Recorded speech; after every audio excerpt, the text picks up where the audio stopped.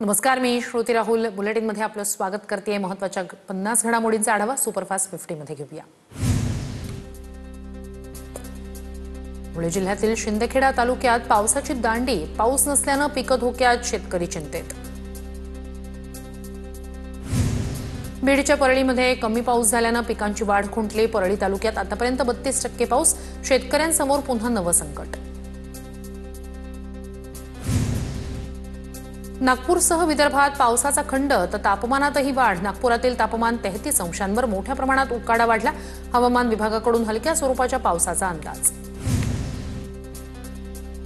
श्रावण महिन्यात कोकणात निसर्ग सौंदर्य बहरलं। रत्नागिरी जिल्ह्यातील धरणांमधील पाणीसाठा वाढला। धरण परिसरातील निसर्ग सौंदर्य पाहण्यासाठी पर्यटकांची गर्दी। सिंधुदुर्गमध्ये मासेमारी हंगामाला सुरुवात। मालवण वेंगुर्ला निवती समुद्र किनाऱ्यावर मासे खरेदीसाठी खवय्यांची गर्दी। भंडाऱ्याच्या पवनीमध्ये कुराडा तलावात 52 एकरात सौंदर्यीकरण होणार। आमदार नरेंद्र भोंडेकर यांनी कामाची पाहणी करत दिली माहिती। आठवड्याभराच्या पावसाच्या विश्रांतीनंतर अमरावतीत तापमानात वाढ। शेतकऱ्यांकडून मशागतीच्या कामाला वेग। अलिबाग तालुक्यातील आंबेघर धबधब्यावर पर्यटक दाखल। रविवारची सुट्टी असल्याने पर्यटकांची धबधब्यावर पसंती। साताऱ्यातील ठोसेघर धबधबा पाहण्यासाठी पर्यटकांची गर्दी। सुट्टीनिमित्ताने पर्यटकांची पावलं धबधब्याकडे वळली। पुण्याच्या भोरमध्ये शिवकालीन बाणेश्वर मंदिरात शिवलिंगाखालून पाणी वाहू लागलं। शिवलिंग आणि मंदिराच्या रचनेमुळे पावसाळ्यात शिवलिंगाखालून पाणी प्रवाहित होतं। शिवलिंगाचं दर्शन घेण्यासाठी भाविकांची गर्दी। रत्नागिरीत खरीप पीक विम्याबाबत शेतकऱ्यांमध्ये कमी उत्साह। पीक विमा योजनेत 1513 शेतकऱ्यांचा सहभाग। वाशिममधील स्थानिक बाजारपेठांमध्ये हिरव्या वांग्याला चांगली मागणी। वांग्याला 40 ते 45 रुपये प्रति किलोचा दर। शेतकऱ्यांकडून समाधान व्यक्त। नांदेडच्या बिलोलीत 1.5 एकर पपई बागेवर रोगाचा प्रादुर्भाव। फळधारणा होत असतानाच रोगाचा प्रादुर्भाव झाल्याने उत्पादनात घट होण्याची शक्यता। ठाण्याच्या शहापूरमध्ये भात पिकावर बगल्या रोगाचा प्रादुर्भाव। शेतकरी आर्थिक संकटात। पुण्याच्या आळेफाटामधील बाजारात कांद्याची मोठ्या प्रमाणात आवक। परिणामी बाजारभावात घसरण। कांद्याला प्रति किलो 17 रुपयाचा दर। कांदा उत्पादक शेतकरी अडचणीत। सांगलीत द्राक्ष बागायतदार आक्रमक। चिनी बेदाण्यांवर बंदीसाठी 6 तारखेला मोर्चाची हाक। महाराष्ट्र राज्य द्राक्ष बागायतदारांचा निर्णय।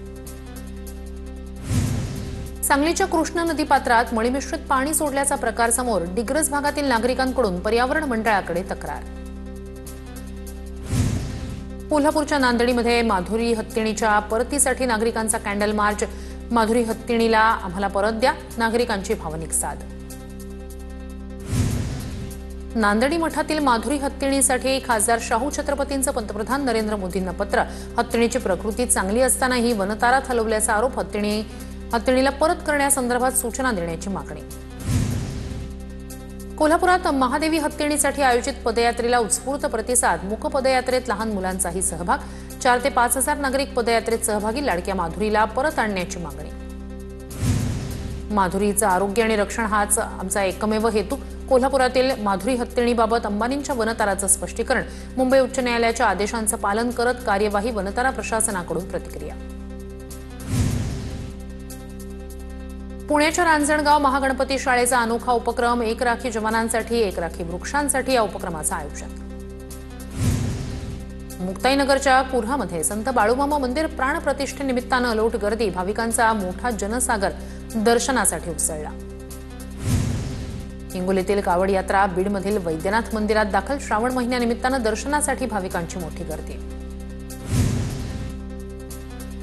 पुण्यातच मनसेच्या विद्यार्थी सेनेकडून मैत्री दिवस साजरा। परप्रांतीय विद्यार्थ्यांना फ्रेंडशिप बँड बांधत जपले मैत्रीचे बंध। गाडगेबाबा ग्रामस्वच्छता अभियानाअंतर्गत पथक भंडारा जिल्ह्यात दाखल। मोहाडी तालुक्यातील टांगा गावाची पाहणी। गावात स्वच्छतेचं निरीक्षण।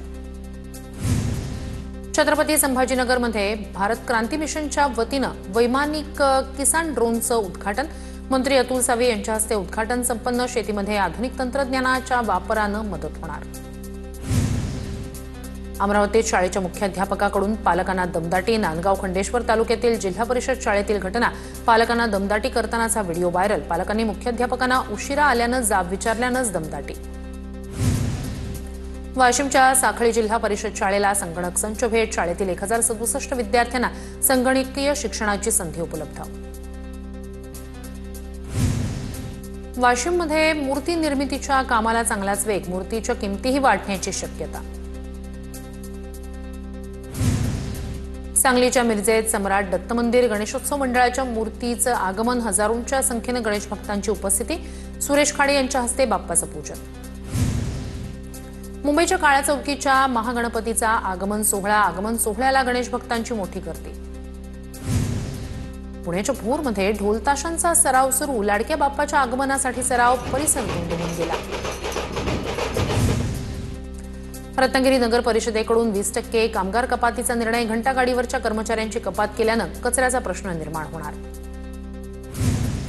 वाशिममध्ये बेलवृक्ष लागवडीचा अनोखा उपक्रम. चिमुकल्या विद्यार्थ्यांच्या सहभागातून बेलवृक्षांचं संरक्षण संवर्धनासाठी उपक्रमाचं आयोजन. पुरंदरच्या बेलसर इथल्या युद्ध स्मारकावरील शिलालेखाच्या विश्लेषणाच्या प्रतिमेचं प्रकाशन. बेलसरमध्ये झालेल्या युद्धात छत्रपती शिवाजी महाराजांच्या सैन्याचा झाला होता विजय. मंत्री संजय राठोड 1 दिवसाच्या 40 गाव दौऱ्यावर. बंजारा समाज संवाद मेळाव्याला उपस्थित राहणार. सिंधुदुर्ग जिल्ह्यातील राज्य मार्गांवरील सर्व खड्डे 15 ऑगस्टपर्यंत बुजवले जाणार. पालकमंत्री नितेश राणे यांचं आश्वासन.